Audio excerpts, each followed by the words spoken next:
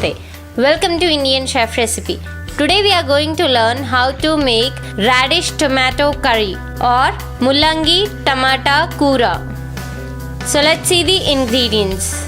Radish 2 medium-sized chopped onions, 2 medium-sized chopped tomatoes, oil 3 tablespoons, cumin seeds and mustard seeds for tempering, 1 tablespoon of ginger garlic paste, half a spoon of turmeric, red chilli powder around 1.5 tablespoon, salt to your taste, curry leaves 1 string, garam masala powder 1 tablespoon.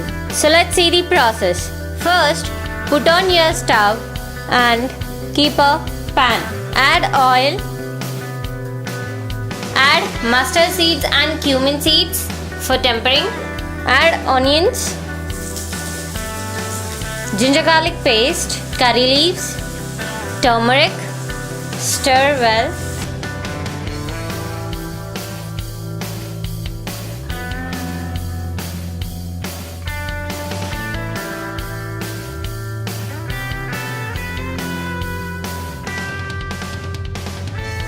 Add tomatoes, mix well and close the lid for 2 minutes. Now open the lid. Wow, our tomatoes are soft. At this moment add radish, garam masala, red chilli powder and give a stir. Now close the lid for more 2 minutes so that our radish will cook perfectly. Now let's check our dish.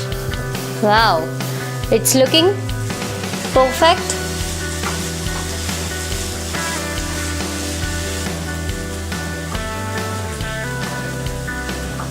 It takes some more minutes to cook, so we'll close the lid.